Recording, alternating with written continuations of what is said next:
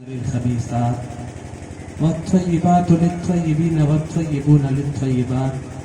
صدق الله مولانا العظيم وبلغنا رسوله النبي الأمين الكريم، ونحن على ذلك لمن الشاهدين والشاكرين، والحمد لله رب العالمين. خطبہ مسنہ کے بعد میں نے جس آیت مقدسہ پر روشنی ڈالنے کا شرف حاصل کیا، اس آیت مقدسہ کے تعلق سے کچھ سننے اور سنانے سے پہلے آقا کریم کی بارگاہ میں درود پاک کا ہدیہ پیش کریے. پڑھنے بآواز بلند اللہم صلی علی سیدنا شفیعنا مولانا محمد مبارک وسلم صلاۃ و سلام علیک یا رسول اللہ صلی اللہ تعالی علیہ وسلم. مجھ سے پیشتر، مجھ سے پہلے آپ نے اپنے محلے کے باوقار امام حضرت حافظ وقاری مناظر حسین صاحب سے آپ نے بہترین خطاب سماعت فرمائے، اور یقیناً قرآن و حدیث کی روشنی میں آپ نے مدلل بیان اور تفصیلی بیان کو سماعت فرمائے.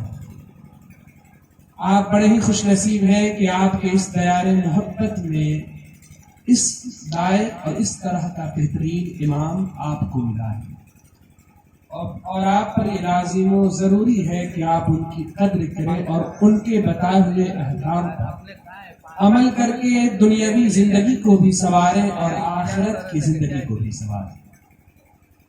اللہ پاک ان کے عمر میں اور ان کے انداز میں اور زیادہ ترقی عطا فرمائے اور زیادہ مٹھاس عطا فرمائے. یہ محفل شادی خانہ آبادی کی محفل ہے. اللہ کے رسول سرور کائنات صلی اللہ تعالی علیہ وسلم کی بے شمار حدیثیں نکاح کے تعلق سے بخاری شریف میں، مشکات شریف میں، ترمذی شریف میں، ابن ماجہ شریف میں، ابو داؤد شریف میں موجود ہے. اور نکاح کے تعلق سے اللہ رب العزت کی بے شمار آیتیں قرآن پاک میں موجود ہیں. جب تذکرہ نکاح کا کیا جاتا ہے تو اللہ رب العزت قرآن پاک میں ارشاد فرماتا ہے، فَانْكِحُوا مَا طَابَ لَكُم مِّنَ النِّسَاءِ، اے لوگو جب تم نکاح کرو تو پسندیدہ عورت سے نکاح کرو. جب تذکرہ نکاح کا کیا جاتا ہے تو اللہ رب العزت قرآن پاک کے 18ویں پارے میں ارشاد فرماتا ہے، وَأَنْكِحُوا الْأَيَامَ مِنْكُمْ وَالصَّالِحِينَ، اے لوگو جب نکاح کرو تو اپنے قرب و دار لوگوں سے، اپنے قریبی لوگوں سے نکاح کرو. جب تذکرہ نکاح کا کیا جاتا ہے تو اللہ رب العزت قرآن پاک میں ارشاد فرماتا ہے، وَمِنْ آيَاتِهِ أَنْ خَلَقَكُم مِّنْ أَنفُسِكُمْ أَزْوَاجًا لِتَسْكُنُوا إِلَيْهَا، کہ اللہ کی نشانیوں میں سے ایک نشانی یہ ہے کہ بندہ جب بعد تخلیق نکاح کرتا ہے تو اپنے نفس کو نکاح کے ذریعے سکون حاصل کرتا ہے. جب تذکرہ نکاح کا کیا جاتا ہے تو اللہ رب العزت قرآن پاک میں ارشاد فرماتا ہے، ہن لباس لکم وانتم لباس لہن، کہ اے لوگو جب تم نکاح کر لوگے تو مرد عورت کے لیے لباس اور عورت مرد کے لیے لباس ہو جائے. جب تذکرہ نکاح کا کیا جاتا ہے تو اللہ قرآن پاک میں ارشاد فرماتا ہے، الخبیثات للخبیثین والخبیثون للخبیثات، کہ ناپاک مرد ناپاک عورت کے لیے ہے، ناپاک عورت ناپاک مرد کے لیے ہے، اور پاک مرد پاک عورت کے لیے ہے، اور پاک عورت پاک مرد کے لیے ہے. گویا اللہ نے قرآن پاک میں نکاح کے تعلق سے ایک نہیں، دو نہیں، بلکہ متعدد آیات کا نزول فرما دیا، اور متعدد بار، کئی بار قرآن کی آیت کریمہ کو اللہ نے اتار کر کے نکاح کے تعلق سے قرآن پاک نے یہ بندے کو اعلان کر دیا کہ اے میرے بندے، اگر نکاح آسان ہوتا تو آیت ایک اتارتا، اے میرے بندے اگر نکاح سہل ہوتا تو میں آیت ایک ہی اتار دیتا، اے بندے اگر میرے نزدیک نکاح کی کوئی اہمیت نہ ہوتی تو آیت ایک ہی اتار دیتا. لیکن اے میرے بندے، نکاح کی اہمیت ہمارے نزدیک بہت اعلیٰ ہے، بہت مہان ہے، بہت عرفہ ہے، بہت گریٹ ہے۔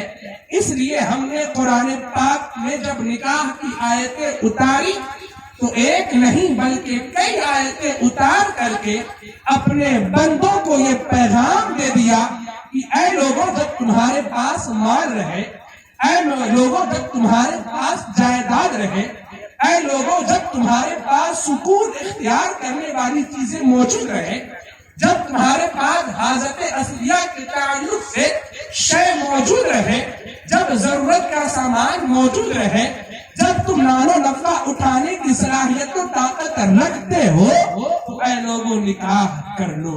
حضرات گرامی، اللہ رب العزت نے قرآن پاک میں آیت کریمہ اتارا تو بندوں سے خطاب ہوتے ہوئے فرمایا فَانْكِحُوا مَا طَابَ لَكُم مِّنَ النِّسَاءِ، اے لوگوں نکاح کرو اس عورت سے جس کو تم پسند کر لو۔ حضرات گرامی، آپ ذرا غور کریں، فَانْكِحُوا یہ امپریٹو سینٹینس ہے، فَانْكِحُوا یہ فعل امر ہے، فَانْكِحُوا اللہ نے عرض نہیں کیا، اللہ نے گزارش نہیں کی کہ تمہیں نکاح کر لینا چاہیے، اللہ نے یہ نہیں کہا کہ نکاح کرنا تمہارے لیے بہتر ہے، اللہ نے یہ نہیں کہا کہ بہتر ہوتا کہ تم نکاح کر لیتے، بلکہ اللہ نے حکم کا لفظ استعمال فرمایا۔ اللہ نے کہا فَانْكِحُوا نکاح کرو۔ پتہ یہ چلا کہ جب حکم اللہ دے رہا ہو اور جب حکم بندے پر دیا جائے تو اللہ کے حکم میں تاکید ہوتی ہے، اللہ کے حکم میں ضروری ہوتی ہے، اللہ کے حکم میں ضروری چیزیں داخل ہوتی ہے۔ اس آیت کریمہ کے اس الفاظ سے کہ اللہ نے کہا نکاح کرو، پتہ یہ چلا کہ نکاح کرنا ضروری ہے۔ اب یہ تو خدا کہہ رہا ہے کہ نکاح کرو، جس کا مطلب یہ ہوا کہ نکاح کرنا ضروری ہے، لیکن یا رسول اللہ آپ نکاح کے تعلق سے کیا کہتے ہیں؟ یا رسول اللہ آپ کی حدیث نکاح کے تعلق سے کیا بیان فرماتی ہے کہ کیا آپ کی امت نکاح کرے کہ نہیں کرے؟ آؤ جب آقا کی بارگاہ میں آتے ہیں، آقا فرماتے ہیں یا معشر الشباب، اے نوجوانوں کی جماعت۔ اللہ کے رسول نے بوڑھوں سے خطاب نہیں فرمایا، اللہ کے رسول نے بچوں سے خطاب نہیں فرمایا، بلکہ اللہ کے رسول نے اگر خطاب فرمایا ہے تو جوانوں سے خطاب فرمایا ہے۔ آقا آپ نے بوڑھوں سے کیوں نہیں خطاب فرمایا؟ آقا آپ نے بچوں سے کیوں نہیں خطاب فرمایا؟ وجہ کیا ہے کہ آپ نوجوانوں سے خطاب فرما رہے ہیں؟ وجہ یہ ہے کہ نکاح عبادت ہے۔ انسان جب نکاح کر لیتا ہے تو نفس کو کنٹرول کر کے عبادات کو بہتر طریقے سے انجام ادا کرتا ہوا نظر آتا ہے۔ اس لیے آقا نے فرمایا یا معاشر الشباب، اے نوجوانوں کی جماعت۔ آپ ذرا غور کریں، آقا آپ ہم سے خطاب کر رہے ہیں تو کیا کہہ رہے ہیں؟ آقا فرماتے ہیں من استطاع منکم الباءۃ، اے نوجوانوں کی جماعت، تم میں سے وہ شخص جو نکاح کی طاقت رکھتا ہو، تم میں سے وہ شخص جو نان و نفع اٹھانے کی قدرت رکھتا ہو، تم میں سے وہ شخص جو نکاح کا اہل ہو، تم میں سے وہ شخص جو حاجت اصلیات کو عمل کرنے کی طاقت رکھتا ہو، آقا فرماتے ہیں فَلْيَتَزَوَّجْ، ایسے نوجوانوں کو چاہیے کہ وہ نکاح کر لے۔ پتہ یہ چلا کہ نکاح کرنے کا حکم اس وقت ہے جب لڑکا نان و نفع اٹھانے کی طاقت رکھ رہا ہو، جب صلاحیت اس کے پاس ہو۔ پھر ایک بات یہاں پر رک کر کے عرض کرنا چاہتا ہوں، آقا نے تو یہ فرما دیا کہ جو مال کا خرچہ اٹھائے، جو نان و نفع اٹھائے، جو بیوی کا خرچہ اٹھا لے، اسے نکاح کرنی چاہیے، لیکن نکاح سے ہمیں فائدہ کیا ہوگا؟ ہم نکاح کریں گے تو اس سے ہمیں دنیاوی فائدہ کیا ہوگا؟ جب ہم نکاح کریں گے تو اس سے